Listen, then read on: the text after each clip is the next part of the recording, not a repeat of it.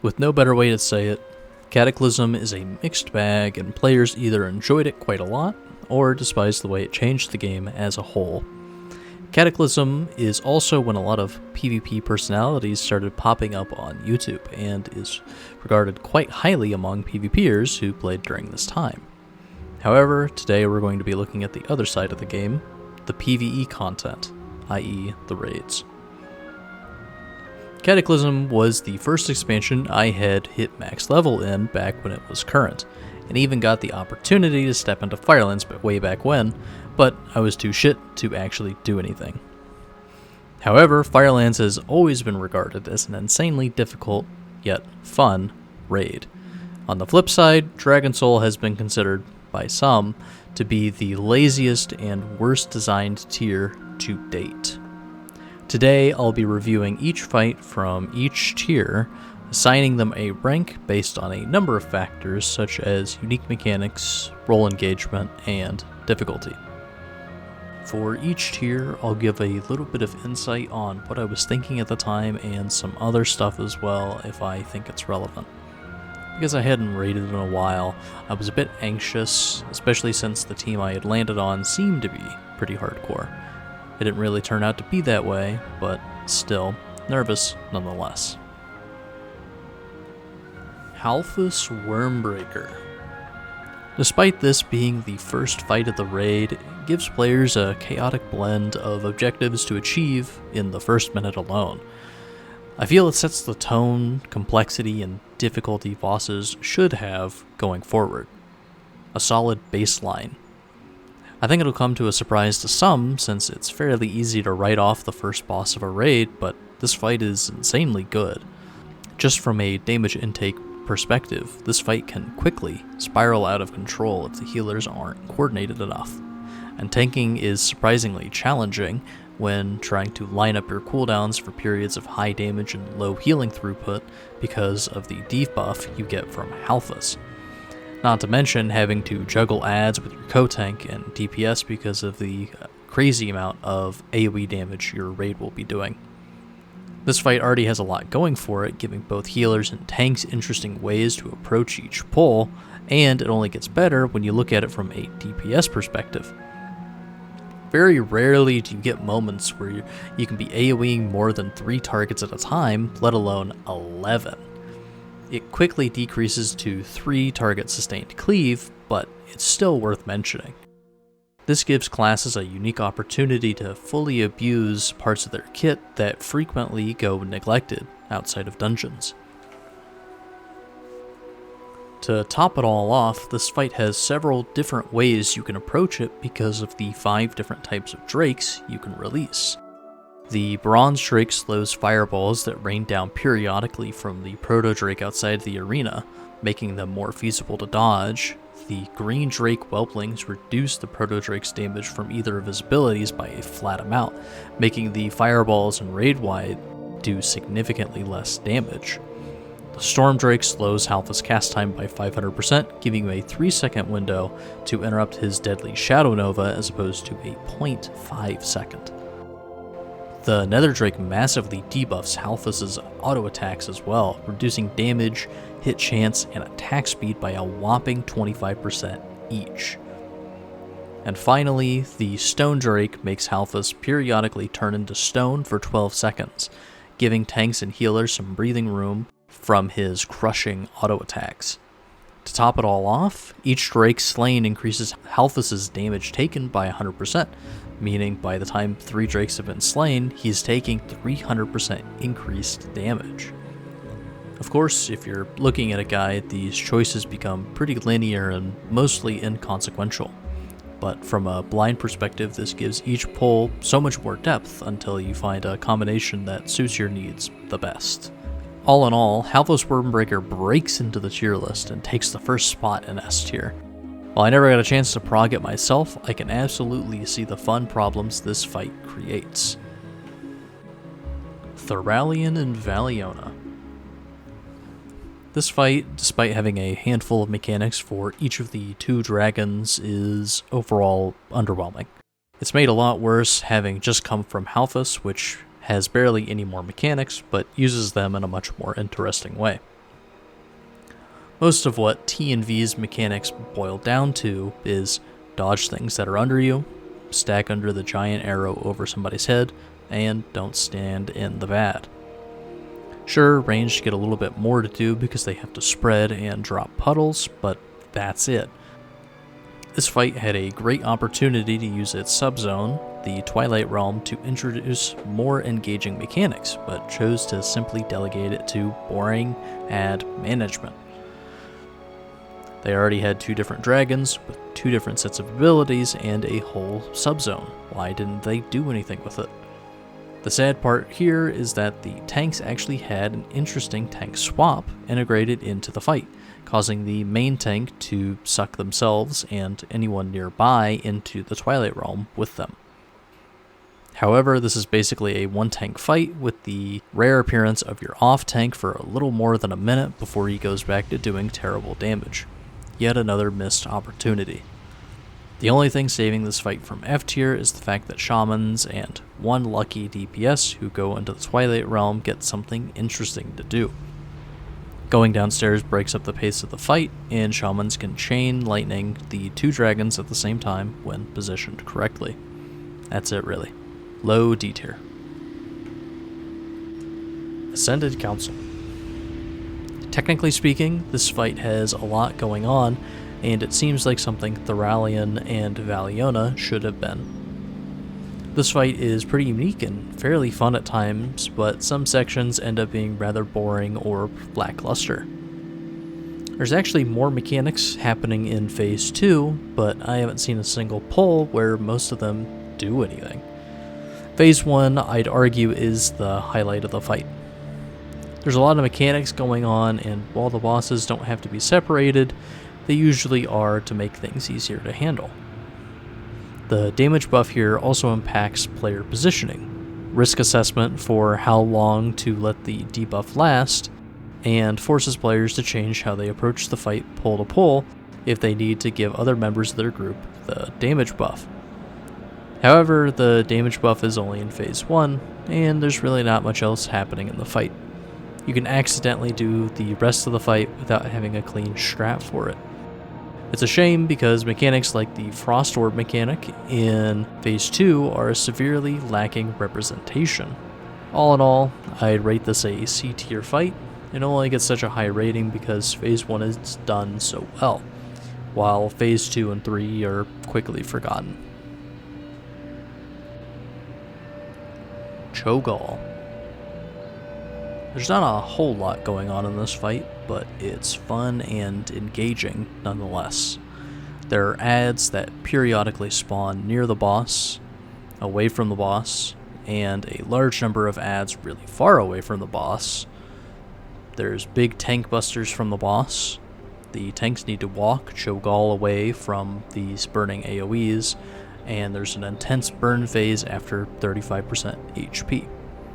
All the while, players are having to proactively stun and interrupt MC'd players periodically during the fight. Nothing revolutionary is happening in this fight, but it's a good example of even simple concepts can be fun. I leave B tier as a fair place to put Cho'Gall. I don't think he deserves any higher due to simplicity and the lack of difficulty, but I don't think he deserves any lower either. His fight is fun and engaging, and there are plenty of other encounters which raise the complexity, but are simply not fun to fight. Sinestra. This fight has it all, and more importantly, rewards you for optimizing your rotation and utilizing your kit in unique ways. AoE, required CC, periodic zone denial, multiple ad types, a death orb mechanic, big raid wide, and even tank damage. Finally, another fight that has everyone doing something. This is also one of the few fights that greatly challenges healers, considering they need to be on the edge of death to even begin to wake them from an existence full of numbness as they mindlessly watch everyone else play the game. It's a big praise. To quote one of our healers, it was like you were on the knife's edge. It felt like if I ever missed a heal, someone would die. It was fast-paced, had a lot of movement, and every global mattered. To add to that, even though the fight can go on for a good while, it never feels like any part of the fight slows down. Something's usually happening, and it requires your immediate attention. Good movement allows you to continue dealing damage while kiting the slicers, the aforementioned Death Orb mechanic, which is a bit uncommon, at least in this X-Pack, since insta-kill mechanics usually require you to fuck off to somewhere else. You also need to move for ad management, a brief intermission, more ads, and then CCing the ever-living hell out of the final ad that spawns. And, finally, her loot is incredible. It's quite unusual since loot tables tend to be one-dimensional and your choices are slim. This was a rare opportunity to get some slightly higher item level loot that covered previously weaker slots with extraordinary items. Some pieces, like the Healer Trinket Shard of Woe, would last even through the next tier. I think it's safe to say that this is an S tier encounter, and fighting her one time for real will easily show you why. Conclave of Wind. I initially didn't have any issues with this fight, but the longer that you look at it, the more you realize there's really just nothing there. The fight is unique in concept, with each platform having its own set of mechanics, forcing players to jump between platforms as the boss residing there empowers and does a unique mechanic, but there's just no depth to them. Not to mention, it's also extremely easy. If you wipe multiple times on this fight and have already optimized your performance, you'll end up hating it very quickly. The types of mechanics for each platform are the ones that you have to see once, and you have them figured out. Nothing complex, difficult, or anything interesting to talk about. F tier. Alakir. At least for me, and likely anyone else who had seen the Windlord during the Thunder Fury questline, I was rather excited to see him as an encounter. However, he ends up being a mixed bag. Phase 1, while it can be cheesed and ignored, is the majority of fun of this fight. It's pure chaos, fitting for the Windlord, and requires snap reactions to survive. The phase is relatively short-lived, ending at a measly 80% HP, but it is very fun. Managing the distance from nearby players, the boss, dodging tornadoes and puddles, and maximizing your mobility cooldowns for full uptime. It's incredibly unique in that way, requiring you to think about how you play the game differently. Phase 2 is pretty boring and is just a DPS check. Phase 3, however, is an everlasting dance, rewarding tight movement and cooldown management until the boss is dead. This fight would have been a solid A tier if P2 wasn't half of the fight, or had something else going for it.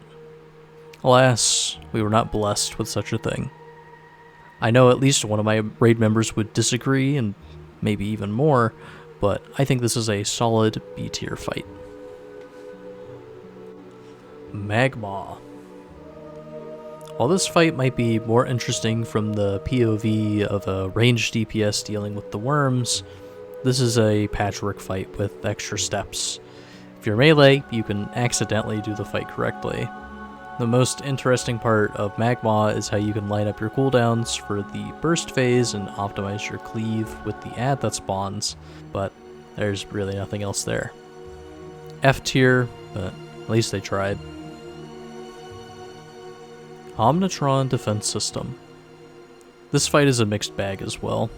On one hand, there are 4 unique bosses that swap with each other about every 30 seconds and have their own mechanics. At any given time, there are at least 2 of these golems active at once.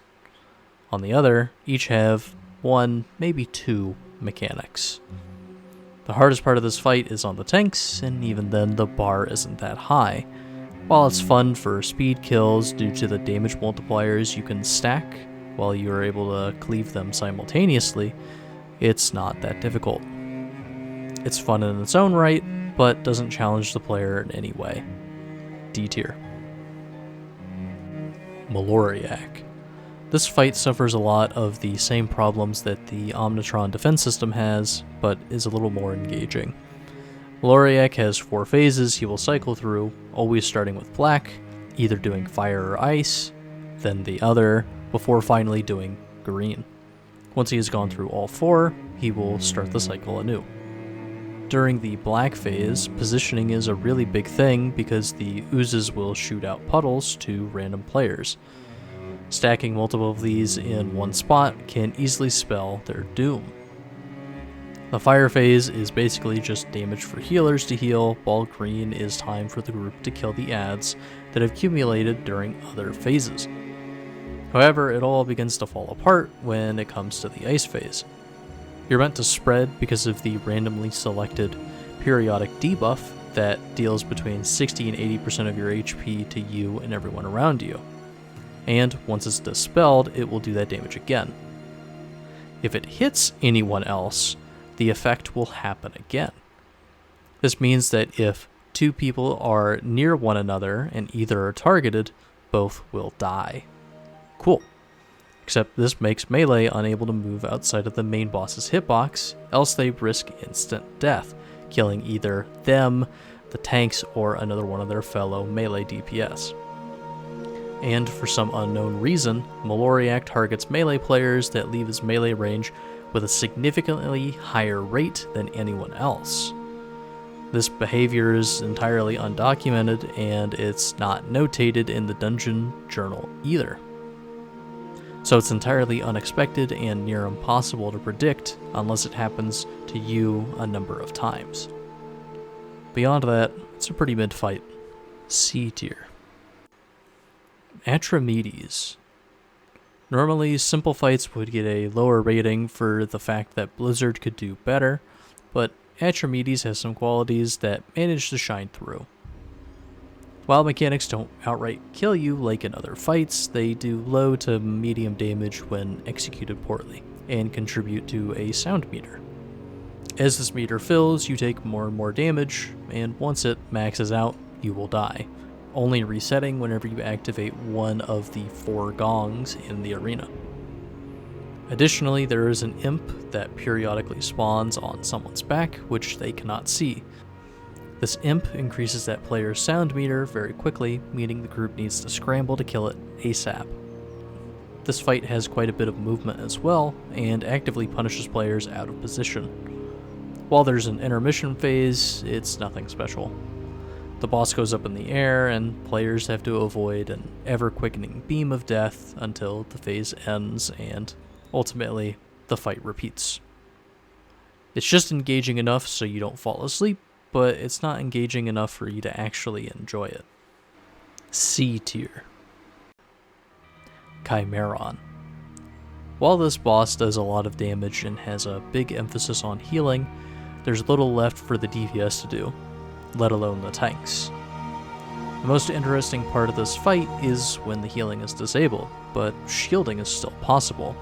This makes the already overpowered blood DKs and disc priests even more relevant and powerful, but interesting nonetheless. I'll put as much effort into the script as Blizzard did into this fight. This fight has 2 mechanics, boring and uninspired, F tier. Nefarian. This fight is insanely fun. In Phase 1, there's a big emphasis on cleave, damage, and both healing and tank cooldowns. Phase 2, while simpler, is engaging due to having to balance the health of each ad on the 3 raised platforms, interrupting his quick casts, and having to trek into the lava when you get a certain debuff. It provides something different for both healers and DPS to deal with, as going into the lava in a fight usually isn't the best idea. Phase 3, although simple for DPS, is still engaging due to the prospect of mind controls. While it was present in Phase 1, it would never last long enough to make a meaningful impact on the fight. These can massively increase your DPS and let you fly sky high on the damage meters.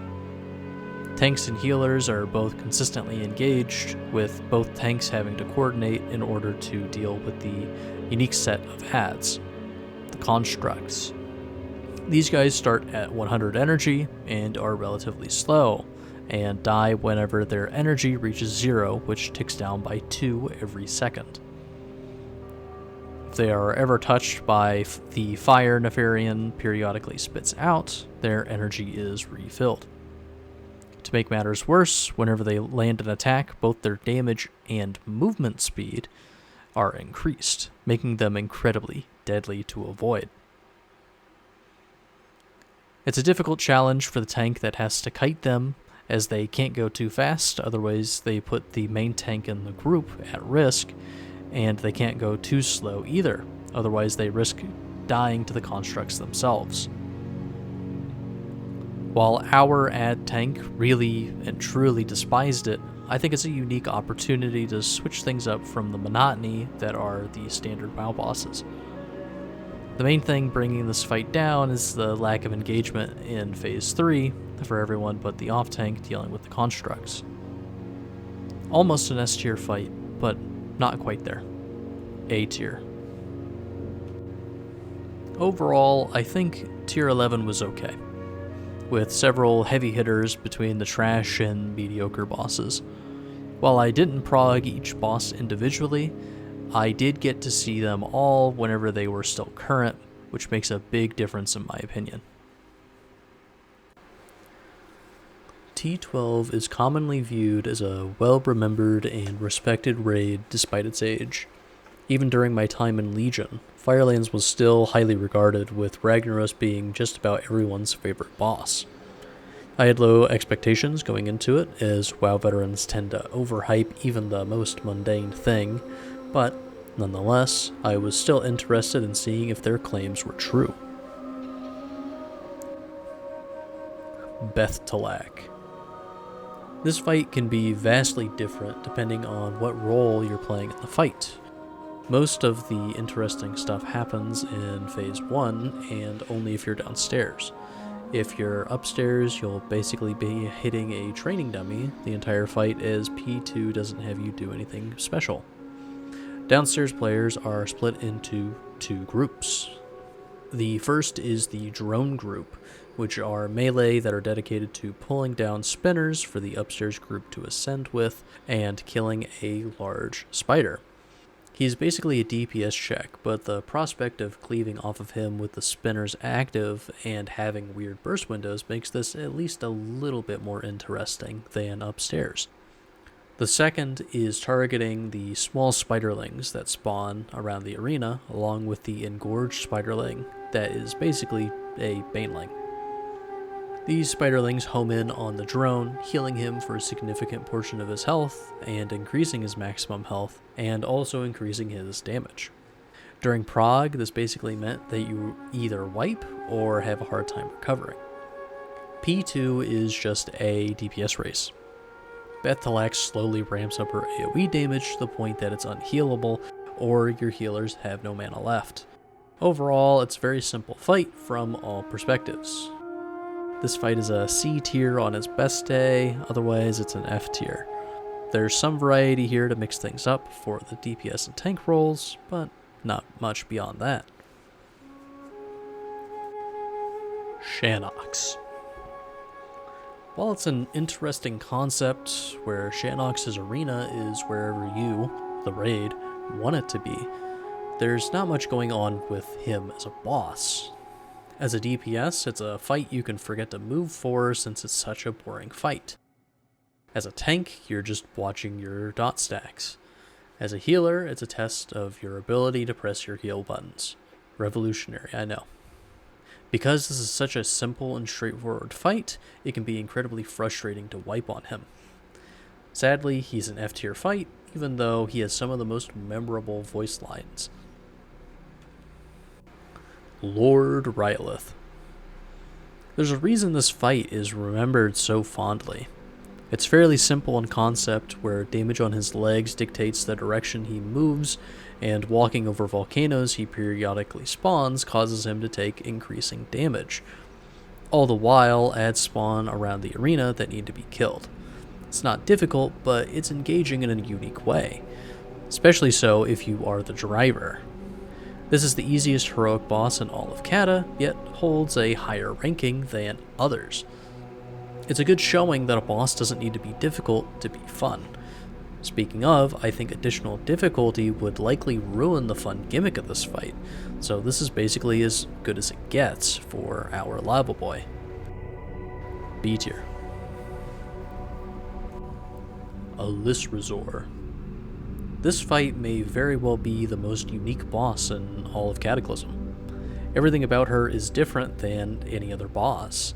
How you initiate her, how players deal damage to her, the various adds with multiple casts, a meteor that once killed becomes your cover, a brief intermission where you need to hide behind said meteor to survive, another intermission where you get crazy buffs and can get full uptime doing so, a burn phase with adds that need to be interrupted, a tank buster that's both bursty and requires 2 tanks to manage, tank adds that need to be handled in a certain way to clear hazards around the arena, and even a flying portion for those lucky enough to get to abuse it.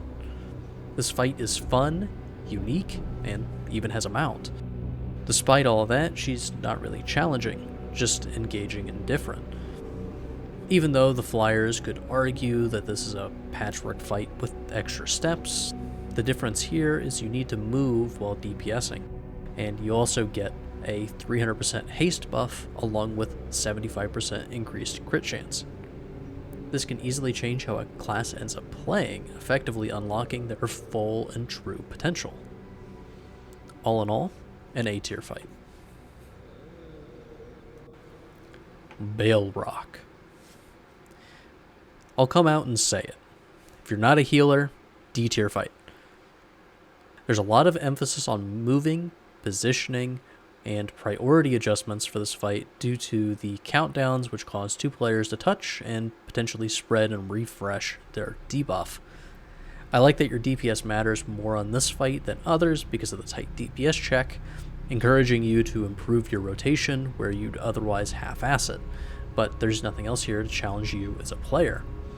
It's a coordination check to see if you can recover from a super fucked up situation. However, this is a healer-centric fight.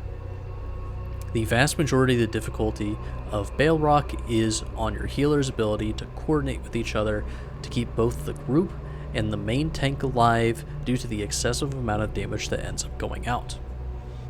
As someone who healed a lot in FF14, I can relate to the exhilaration of a fight that pushes my limits. And because this is a healer-centric fight, I will give it a pass and rate the healer portion separately. S tier. Major Domo Staghelm. He's basically just patchwork, but slightly more interesting because you get to deal double damage as a DPS. It's not too difficult, and he usually dies within a few pulls, but it's mindless fun. There's potential with the energy mechanic and his shape-shifting, but it's way easier to ignore what his forms do and, as a result, force him to shift forms before he does any of his special abilities. C tier, but could have been higher and more engaging.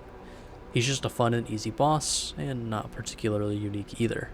The most perfectly average boss. Ragnaros. There's a reason Ragnaros is such a well-remembered fight. I could stop here, and you could take my word that it's S tier, but this is legitimately a fight that could rival the earlier yet highly engaging and cinematic fights of Final Fantasy XIV. While that might not seem like much, it's worth mentioning because WoW bosses are commonly regarded as some of the most basic and uninteresting encounters by Final Fantasy standards. Every phase, with the exception of the final one, is engaging in fun ways. There's lots of movement, damage intake, adds that need bursting, an intermission with adds spread across the arena, huge and deadly tank adds, devastating auto attacks, and mechanics that reward players for smart positioning and tight movement. Pre-nerf, I felt encouraged to min-max absolutely everything in this fight to a degree no other boss could. Very rarely will my Blade Storm be used in a fight, let alone on cooldown. Same goes for movement. This fight is incredibly consistent and rewards you for following the dance.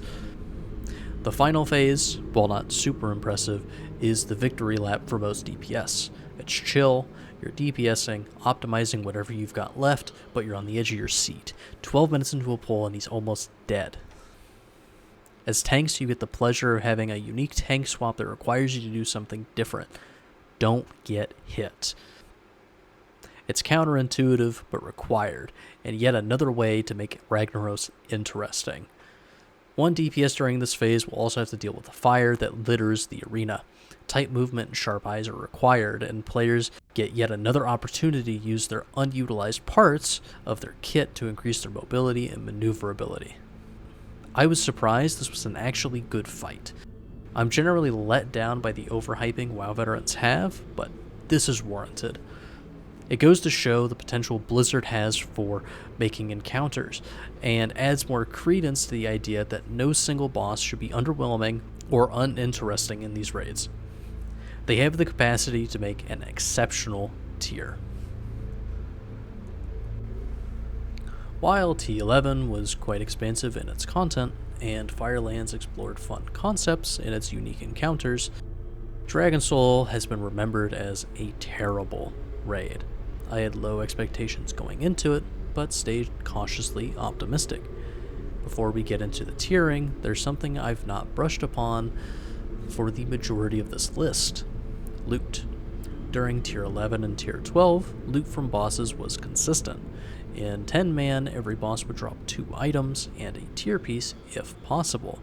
This meant that tier bosses would have 3 items in 10-man, and some end bosses would drop an additional 3rd item from their loot table, giving you a cumulative item count of 4. Dragonsoul changed this, and it was retroactive. Bosses instead would only drop 2 items, the second being replaced by a tier piece if possible. Compared to Firelands, this meant that players would receive 2/3 of the overall loot they normally get, and half as many non-tier items. This drastically reduced the amount of upgrades you would get in Dragonsoul, or even Firelands if you're still looking for a specific piece, meaning that bosses that have tight DPS checks would be arbitrarily more difficult because of the amount of loot, and 10-man was effectively halved. Additionally, Deathwing only drops weapons, with several weapons made entirely obsolete due to the legendaries for both caster DPS and rogues. That's not all though. 10-man was already massively disadvantaged over 25-man, with the latter getting more drops overall and seeing more drops per week, while also not having to juggle buffs and debuffs between 10 people as opposed to 25. This is something that doesn't manifest itself forthright, but becomes glaringly obvious after some retrospection. With that out of the way, let's look at some bosses. More chalk. I understand the need to make easy bosses. You need people to be able to ease into the difficulty and give them the opportunity to get big upgrades. However, this is the final tier, and truthfully, the most important raid of the expansion. People who've stuck through it to this point have seen a lot of their previous raiders and friends quit, waiting for the next expansion, and might even begin to feel the burnout themselves. Giving players a boring, two-mechanic fight is the worst way to start off a raid tier. It's too easy and it's as complex as a sheet of paper. There are dungeon bosses in this game, with more complexity than more chalk. This fight is boring and uninspired. F tier. Yorsaj the Unsleeping. I'd love to put this in S tier, but only the DPS get to do anything interesting in this fight. Let's start with the RNG factor. There are a number of orifices that will spew a slime associated with that color and imbue the boss with a deadly mechanic, depending on said color. There are 5 at spawn, and you can only kill 1 at a time. The part that makes this otherwise one-dimensional fight interesting is that each pull is different because of these combinations. Certain combinations are deadly and require extra coordination, while others are easy. All in all, it's interesting because it's the rare fight that has consistent cleave and AoE. Giving DPS opportunities to use unique talent builds or parts of their kit that would usually go unused is a great way to break up the monotony of any fight, but keep things interesting. Not to mention, there are stack and spread mechanics with some of these slime permutations, again breaking up the monotony of the fight. As a tank and healer, though, you don't really get anything fun or unique in this fight, which greatly reduces the score. A tier if you're a DPS, and D tier at best if you're not. So all in all, this becomes a B tier fight. Warlord Zanaz. Stop me if you've heard this before. This boss has two mechanics: boring and uninspired, F tier. Hagara the Stormbinder. This fight seems kind of lame at first, as the amount of mechanics are limited, but ends up being pretty enjoyable. Outside of her intermissions, she deals high tank damage and requires players to be cognizant of their positioning for the ice lances. Nothing special, but these phases are short, and the adjustments you need to make for the lances are interesting. For the intermissions, she will cycle between either lightning and ice, never doing the same element twice in a row. For her lightning intermission, you need to chain the lightning between totems with another person in your group on two separate sides. It's quick, it's different, and is one of the few cases where you focus entirely on positioning, surviving, and not dealing damage, as there's nothing to hit. For her other intermission, the ice phase, you need to break a set of 4 ice pillars in order to progress. Walls of ice will circle around the arena counterclockwise and kill most players hit by it. Additionally, ice will fall from the sky and players will periodically get a debuff. This debuff slows them the longer they have it, and dropping an ice patch under them unless they go in the center of the arena. Both intermissions are interesting, not because of their difficulty, but because of how they change the dynamic of the fight. Overall, it's an enjoyable fight, but nothing fantastic. B tier fight. Ultraxion. Stop me if you've heard this before. This boss has one mechanic: boring and uninspired, F tier. Warmaster Blackhorn. Stop me if you've heard this before. This boss has two mechanics: boring and uninspired, F tier. Spine of Deathwing. The funny part about this fight is that it was the sole reason why I wanted to make this tier list. Spine was notorious back in the day, but people don't really elaborate on what made it so horrible. So why don't we go over it in agonizing detail?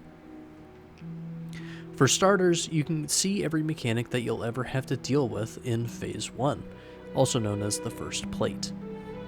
While it's true more blood spawn the farther down you go, the gameplay loop from everyone else doesn't change. So this means the amalgamation tank, healers, and DPS see nothing new the farther into the fight they go. This is extremely lazy from a game development standpoint. The loop starts so early in the fight and it goes on for so long that you quickly realize how tedious it becomes. Imagine doing the same boring task for a minute straight, getting 10 seconds of downtime, and then finally get 20 seconds of quote-unquote gameplay where you dump your burst before getting to do it all over again. Not only are the mechanics so lackluster you could fall asleep, you can't because you have to actively perform your basic rotation between tendons. Your DPS matters, yet your capabilities as a DPS do not. The fun part of a fight for a DPS is optimizing your rotations and cooldowns to do the most damage. Ragnaros is a great example, with his seeds and controlling your burst to make phases easier if necessary. But wait, there's more. This fight is one of the longest fights in the expansion, rivaling one of the best fights in this X-Pack, Ragnaros, at a whopping 12 to 13 minutes. It's demoralizing to get so deep into a pull, only to fumble a DPS check because of some bad luck or lack of resources. So not only are the mechanics awful, Your experimentation as a DPS is hampered by forced intermittent burst periods, and the pulls go on for too long, but the DPS check is extremely tight. The DPS check is what most people remember, and it's labeled as one of the hardest fights of WoW history because of that, but that doesn't make it good. So, if you're a DPS that doesn't do insane burst within a 20-second window, yet you're a valuable asset in every other fight, you're shit out of luck and are actively hindering your team. At this point, you may think to yourself, wow, this fight sucks. There's no redeeming qualities and it isn't even difficult in an interesting way. Well, at least it can't get worse. And that's where you're wrong. The final kick in the nuts is that even if you manage to kill this garbage boss, the loot is either mediocre or useless. But not only that, you have to fight Madness of Deathwing after, which is a pushover comparatively, making both of these fights feel less like accomplishments and more like spiteful raid design. People who tote Spine as one of the hardest fights in the game when talking about difficulty do so with almost pure ignorance. While it's technically true, any player expression is entirely void in that fight, meaning that clearing it yields no prestige for those who did manage to. The hardest part of Spine of Deathwing is finding something good to say about it, and it deserves its own tier. Penta F tier. Your legacy stains Cataclysm, and the people who designed you didn't care about what they made. Madness of Deathwing. This fight, conceptually, is neat and works extremely well as a normal mode fight. I did, in fact, get chills when I did it on normal. However, this tier list is talking about the heroic versions. Madness sucks. It feels like after they made War Master, they had run out of time and just copy-pasted what they had for Spine and Madness already. One plate turns into 3 plates on Spine. One platform turns into 4 on Madness. That being said, it's engaging for a little bit, but it's the same platform 4 times back to back, and they take 2 minutes each. Not to mention the Tank Buster, the impale from the corruptions, deal so much damage that you need some external mitigation to survive it as a tank, since your tank CDs are not aligned for them every platform. Yet another reason 10-man raids are needlessly punishing for existing. To top it all off, the final phase has you punching Deathwing's face as he clings on for dear life, starting at 20% HP.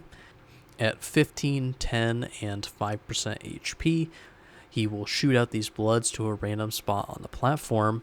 They will run to the boss and heal him for 1% HP for each that reach him. Again, while it's a cute concept, it's executed so poorly. These bloods are extremely bulky and go Mach 8. Not a problem in of itself, but the platform is also extremely small. Not only that, but the spot they spawn is random, meaning you could just get unlucky and lose. I'm sure the people playtesting these fights over a decade ago went into just as much detail as I did about how lame Dragon Soul was as a whole, but Blizzard didn't listen. This fight was so anticlimactic, it would have been better if we got dealt a cinematic where Deathwing had died of anal hemorrhaging instead of this raid. Triple F tier. There's a reason Dragon Soul is remembered as the worst raid of all time, while people love Firelands. A lot of it comes down to how you end it, and the average fun score of each fight. The bosses in between can be fun or tedious, but the finale sets in stone the feelings players have after the fact. Firelands had 5 unique and memorable bosses out of 7, with the final boss being the mountain that is Ragnaros. Even T11 ended with Sinestra and Nefarian, which are both great fights and sent off the raids on a high note. While I don't regret my time in Cata, I certainly won't miss it either. There's a lot of valuable information that you can glean from these fights and appreciate the good game design, although uncommon, when it shows up.